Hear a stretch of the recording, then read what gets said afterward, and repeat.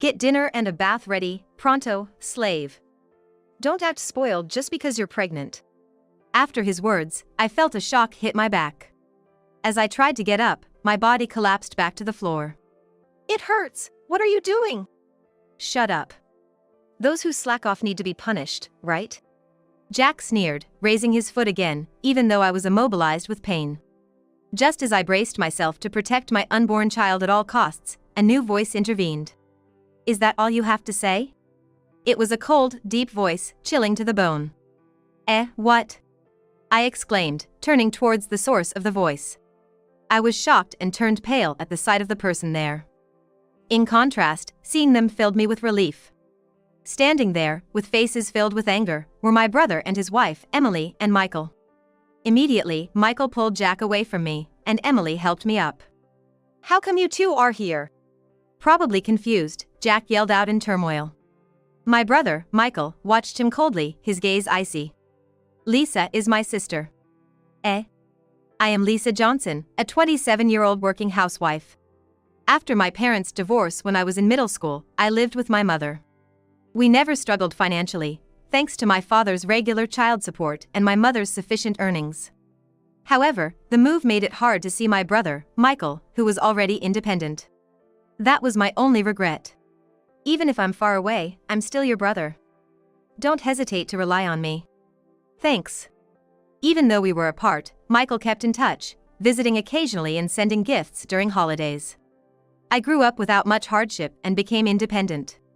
Life was smooth until recently, when my mother passed away from illness. Unable to rely on Michael at that time, and without contact information for my father, I struggled alone. Are you okay? I know you're strong, but I want you to rely on me too. I met Jack, my husband, through a friend's introduction during that difficult time. Overwhelmed with my mother's funeral and other matters, I found solace in Jack's supportive and gentlemanly demeanor. We married after a year of dating, despite others saying it was too quick. People around us were saying, "Isn't it too soon, and maybe you should date a little longer before making a decision." But I really love you. That's why I want to be together as soon as possible.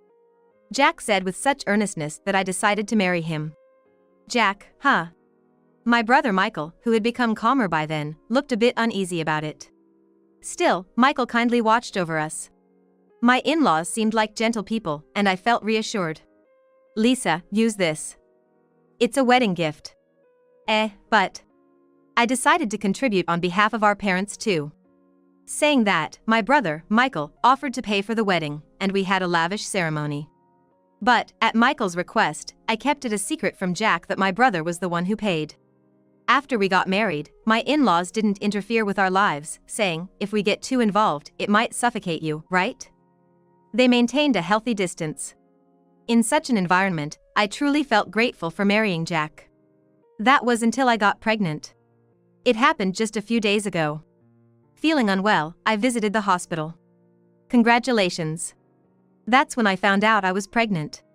I was overjoyed and immediately shared the news with Jack when he got home. I was sure Jack would be happy too. But his response was lukewarm, Is that so? Jack's response was disinterested, which took me by surprise. His lack of enthusiasm was unexpected. You're happy, right? Yeah, sure. I'm happy. I got a kid before my boss. His boss must be referring to my brother, Michael. Actually, Michael and I work at the same company, though in different departments. Michael is the sales manager. Being an administrative employee, I rarely get to talk to him at work. By the way, Jack doesn't know that my brother is his sales manager. Keep it a secret from Jack that I'm your brother. Michael had requested, so I did. Why is my brother being brought up as a comparison? Why are you mentioning the manager? I just don't like that guy. Apparently, Jack has always found it hard to get along with Michael. Michael used to be Jack's mentor, and often reprimanded him. At that time, Michael was married to Emily, the woman Jack had feelings for. Now, it seems Jack views my brother as a rival. If I had met Emily first. No, I'm all about Lisa now. I understand. I said with a smile, but inside, I felt uneasy. Indeed, as Jack said, Michael and Emily don't have children. It seems Jack is happy that we had a child before my brother, whom he views as a rival. It's not just because it's our child, is it? I'm not really a kid person, Jack admitted in response to my musing. I was surprised, as he had never mentioned this before, and stared at him in disbelief. Don't worry. Just keep doing what you've been doing, he said. Keep doing what I've been doing? Yeah. As long as you do that, I won't have any complaints. Feeling uneasy about his words, I nodded. Lisa, are you okay? You seem lost in thought. My colleague asked me the next day. I was distracted at work, still thinking about Jack's words. She is Emily, my sister-in-law, married to my brother, Michael. I explained to Emily about my pregnancy, Jack's reaction, and how I felt about it. That reaction is indeed concerning, Emily said, her face clouded with thought. However, she quickly turned to me with a smile. I should have said this first. Congratulations on your pregnancy, Lisa. Thank you, I replied, returning her kind smile. Emily is genuinely a wonderful person, and I deeply respect her from the bottom of my heart. When I learned that my brother Michael married such an amazing woman, I was thrilled to have her as a sister-in-law. It made sense why Jack had feelings for her. If you need anything during your pregnancy, just let me know. I'm here to help, not just with work but personally too, if it's not too much trouble.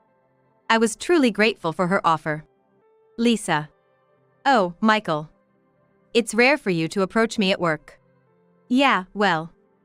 I heard you're pregnant. Soon after, Michael, who apparently had heard from Emily, came to speak to me. He congratulated me and said he'd send a gift later. As we were discussing maternity leave and other details, Jack, looking sullen, approached us. Is there something you need from my wife, manager? Michael looked briefly annoyed. I was just explaining a few things about the pregnancy. I'll leave you two now, he said and quickly walked away. Jack watched Michael's retreating back with a glare and sighed in exasperation. You're close with the manager? He's my senior colleague's husband. Ah, right, you're both in the admin department. I maintained the secret as per my brother's request, not revealing our true sibling relationship. You seem to be close with Emily. She was my mentor. Emily being your mentor, that's something to be jealous of. This made me feel uneasy again. Are you going to take maternity leave? Yes, I plan to. I told Jack this, although I wasn't in a hurry to take leave at that time. However, as morning sickness worsened, influenced by Emily's advice, I decided to take leave earlier than planned. That decision would soon reveal Jack's true nature.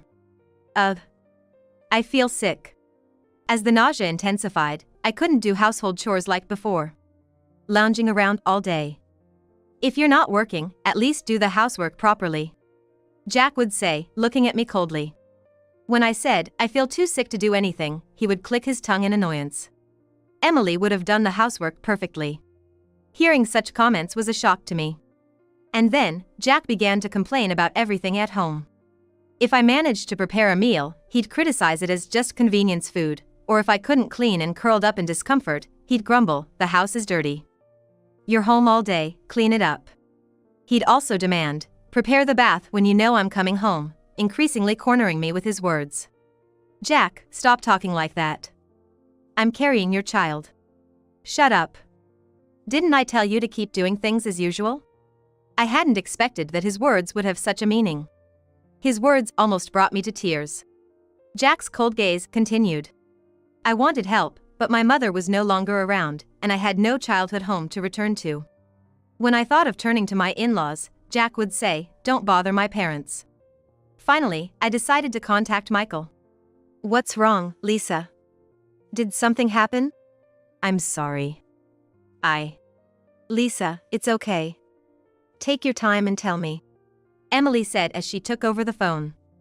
When I asked for help, she immediately responded, I'll come right over. Just lie down and wait. Her words brought me relief, and I drifted off to sleep. Hey, wake up. I'm not sure how much time had passed when I was awakened by Jack's voice. Lounging around in the middle of the day instead of doing housework. You've got some nerve. I'm sorry, I'm not feeling well. Don't make excuses. You're really useless, Jack said heartlessly, causing tears to spill from my eyes. If you have time to cry, get up and do the housework. I tried to get up. But I couldn't. Hurry up and get dinner and a bath ready, slave. Don't be spoiled just because you're pregnant. Right after those words, I felt a blow to my back. As I tried to get up, my body collapsed back to the floor. It hurts. What are you doing? Shut up. Slackers need to be punished, Jack said, raising his foot to kick me again as I lay immobile in pain. Just as I braced to protect my unborn child, a chilling, deep voice rang out. Is that all you have to say? Huh, what? I turned towards the voice, wide-eyed and then pale-faced. Contrary to Jack's demeanor, I felt immense relief at the sight before me. There stood my brother and sister-in-law, Michael and Emily, faces filled with anger. Michael quickly pulled Jack away from me, and Emily helped me up. Sorry for being late, Lisa. Emily apologized, teary-eyed. In her hand was an eco-bag filled with groceries. I later learned she was delayed because she had stopped to buy ingredients for a meal. While Emily apologized profusely, Michael coldly regarded Jack. How come you two are here? We were called here. She's suffering from morning sickness and asked for help. You should be the one helping her. Why would Lisa contact the manager? Were you two having an affair? Jack blurted out, obviously confused. Michael glared at him coldly. Lisa is my sister. Eh? Jack looked stunned. Then suddenly snapped. But the last names are different. Our parents are divorced. Lisa and I are just siblings with an age gap. What's so strange about a sister asking her brother for help? Faced with my brother's question, Jack hung his head, mumbling, well, that's. Seeing him like this, Michael let out a deep sigh. I had no idea. I told her to keep it a secret. Michael explained, revealing why he had kept their relationship hidden. He knew Jack disliked him and harbored feelings for Emily. I was worried about what you might do if you knew she was my sister. So, it seems he told me to keep quiet about it to protect me. I never thought it was for my safety, and despite the situation, it made me happy. Michael has always cared for and protected me. Part of the reason I've been looking out for you, Lisa, is because you're Michael's dear sister. But more than that, it's because you're such a kind and lovely person. I won't forgive anyone who does this to you, especially someone like him. I really detest people like that. What? No way. Jack reacted, clearly shocked by her words. And then I realized, Jack still loves Emily more than me. That realization turned my sadness into anger. Despicable. Then, I was helped into the car by Michael. Lisa, where's everything you need for the doctor's visit? It's all in the backpack in the living room. Emily went to gather my things while Jack stood there, dazed. Before he could come to his senses, we got into the car. I'm going to divorce you, I told him. Jack, panicking, tried to follow. But we ignored him and drove off. We went to the hospital just to be sure, and thankfully, they said everything was fine. That's good. Don't hesitate to ask for anything. I ended up staying under the care of my brother and sister-in-law. Emily spoke to me gently, and her warmth made me open up. I really did love Jack. It must have been hard, you did well. You really did a great job. They continued, nodding in agreement. I felt deeply grateful to them. That night, I was finally able to rest properly for the first time in a while, and it seemed to ease my morning sickness a bit. Though, I still felt nauseous. Lisa, can you eat anything? I'm sorry, not right now. Don't worry, you don't have to force yourself. They said kindly. Glancing at my phone, I noticed messages from Jack. If he had shown any remorse or asked me to come back, I might have wavered.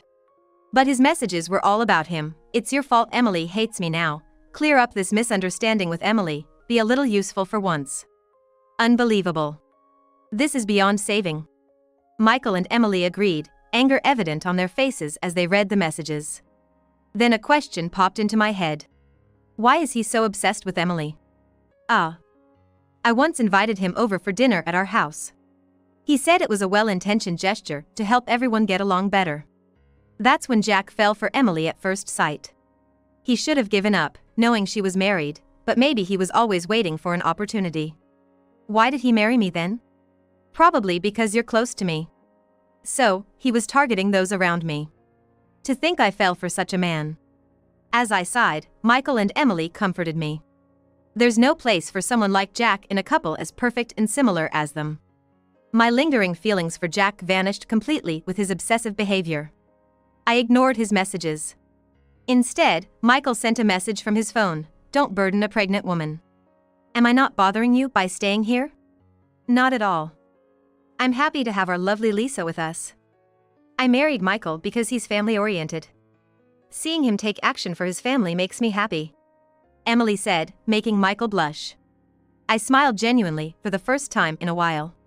Life at my brother's house was peaceful. Michael and Emily took turns taking leave from work to look after me. How are you feeling? Thank you, I'm okay today. Finally, when my morning sickness subsided, Emily helped me, and Michael and I went back to my house. What have you been doing, slacking off at home? Oh, Emily, Jack said, waiting at home unhappily as Michael had ordered him to stay. Jack's face lit up for a moment when he saw Emily, but she completely ignored him. And Michael glared at him. Sign this, I said, handing him some documents. Jack then wore an unhappy expression. I won't agree to a divorce. If you force it, I won't divide any property or pay child support, he declared. In response, I showed him the medical report. I had obtained it during my hospital visit that day. If you don't sign the divorce papers now, I'll take this to the police. You know you could get arrested, right? Jack's face paled at my words. I feel nothing but disgust for someone like you. I was so happy to hear that Lisa was pregnant. I can't have children myself. What? But I was overjoyed, just like it was happening to me, because I love Lisa like a real sister. In reality, Emily didn't just not have children, she was unable to have them. And the situation was quite hopeless. Yet, she wholeheartedly celebrated my pregnancy and wanted to care for me. A person who hurts someone so important to me and fails in their parental duties, I don't want to have anything to do with someone who's thought of me that way. Upon hearing her words, Jack dejectedly signed the divorce papers. Then, the doorbell rang. Michael stood up and went to the door. What? Dad? Mom? The people Michael brought in were Jack's parents. Ignoring Jack's surprise, his parents apologized to us. We're really sorry for our son's foolishness. We're truly sorry. You should apologize too, Jack's father said to him. His mother apologized repeatedly. We'll leave the rest to you. Leaving Jack to them, we left the house. As we closed the front door, Jack's cries of anguish echoed behind us. With that, our divorce was finalized as I submitted the papers. Later, I spoke to the friend who introduced me to Jack. They were aware of Jack's feelings for Emily. Despite everything, Jack had claimed he had given up on his unrequited love, saying, I've moved on from that impossible love. Now, I prefer the woman who stands beside Emily. When I discussed Jack's behavior, the friend who had introduced us was shocked and apologized, saying, I had no idea he was like that. I'm so sorry. So, I decided to forgive that friend. Are you sure it's okay to forgive them so easily? It's fine. They were really angry and said they'd cut ties with Jack. True to their word, my friend severed all ties with Jack. And even told our other friends, leaving him isolated. Eventually, I gave birth safely. And managed to get child support and alimony from Jack. Thanks to Michael and Emily spreading the word at work, everyone looked at Jack coldly. Unable to bear it, he resigned. Meaning I wouldn't have to see him when I returned to work. Feeling relieved about this, I was preparing to leave the hospital when... Wait, is that Jack? I froze when I spotted Jack standing in front of the hospital. Why was he here now? What did he want? Lisa? What's wrong? Oh. Doctor. As I was lost in thought, Dr. David Miller, who always listens to me with great empathy, addressed me. Suddenly, his gaze fell on Jack. Excuse me, could you please keep an eye on her for a moment? The doctor then called a nurse to stay with us and approached Jack himself. What are you doing here? Well. I was looking for my wife and child. That's strange. You don't have a wife anymore, do you? I had shown the hospital staff Jack's photo and explained the situation. So they didn't let him in, and Dr. Miller knew exactly where to find him. Allow me to say this, if you can't care for your pregnant wife, you shouldn't be married to anyone. Dr. Miller said firmly. Jack, enraged, tried to hit him. But his arm was stopped by a security guard. "Don't worry, I'll make sure she's happy." Jack began to shout, but he was soon taken away by the police, who had been called to the scene. After watching this unfold, Dr. Miller returned. How about we get something to eat?" he suggested, slightly blushing. His invitation made me blush too. Lisa is not to be underestimated. Truly. "You're quite popular," Emily added, with both of them and the nurses watching, making me blush even more. Then, I went back to my brother and sister-in-law's house. Emily was completely smitten with my child, constantly cooing, so cute, making me laugh along. "Hey, Lisa." "What?" "That doctor, he's really a good person." Apparently, Dr. Miller had asked Michael several questions when he visited. Michael honestly discussed both the good and bad sides. After hearing this, Dr. Miller expressed his desire to become the child's father. "There's no rush. I just want you to be happy, that's all a brother wishes for." Hearing those words, the idea of remarriage crossed my mind. Honestly, I was anxious about what Dr. Miller had done for me. I didn't want to stay with Jack any longer, but was it right to take the child's father away? I had these thoughts. "Don't worry. Do you think a child would be happy with such a man as a father?" Dr. Miller reassured me. His words helped me realize, having such a man as a father would only bring trouble. "It's going well. Don't worry, the baby is growing healthily." He kindly reassured me further and even checked on us during his breaks. Most importantly, when he invited me to dinner, I didn't feel any discomfort. In fact, I think I blushed. "I'm serious about this. I'd be happy if you would consider it," he said as he left, smiling kindly. Maybe he could be the right one. I began to think positively. Michael, noticing this, smiled gently. Emily watched over us warmly. "All right, Lisa. Go for it." "Understood." After settling down, I filed a police report. I had said I'd report him if he didn't sign the divorce papers, but I never said I wouldn't if he did. So, I went ahead and filed it. With the medical report and his recent outburst at the hospital, Jack was arrested and faced imprisonment. He ranted at his arrest, but everyone ignored him. Now I could focus on raising my child in peace. "I'm really sorry about all this. It's not your fault." With Jack gone, I introduced the child to his parents. Despite everything, they thanked me profusely for letting them meet their grandchild. "We always thought you hated us because Jack said so. We thought it best not to interfere." It turns out Jack's parents hadn't interfered because of his manipulations. "If possible, we'd like to help with the child." Of course, I smiled back. Surprisingly, Jack's parents were unaware of his obsession. When told, they were shocked and regretted their parenting. "Lisa, can I change the diaper?" "Thank you." "Please do." With Michael and Emily's support, I was managing well. "Lisa, isn't it about time?" "Oh, right. I'll just be a minute." In addition, my interaction with Dr. Miller continued. Recently, we've been meeting for an hour or so for meals or shopping. "Sorry for keeping you waiting. You're not with the baby today?" "Don't worry, I wasn't waiting long. My brother and his wife are looking after my baby today. He often comes to see me during his busy schedule and sometimes even helps with taking care of the child. Being an OBGYN, he's been a great support. Above all, he always prioritizes me and treats me kindly, and I find myself increasingly drawn to him." "That's right. My brother and his wife invited us over for dinner today." "Definitely, I'd love to join." So we planned a dinner with him at my brother's house. Michael was going to show off his cooking skills. "This is made by Michael? Amazing." In this day and age, with both partners working, sharing household duties is essential. "I'll take note of that," he said with a smile, but then became serious.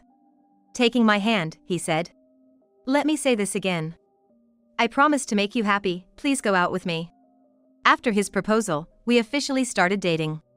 Michael, witnessing this, laughed. "I can't believe you accepted a proposal right in front of me. It's also a declaration to make your sister and child happy," he said, and I smiled back at him. Meanwhile, Jack was facing a tough situation.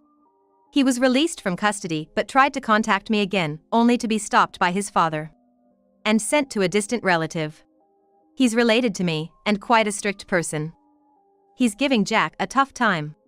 It seems this relative is known to be quite formidable, and Jack is living there, screaming daily. We'll be going there too.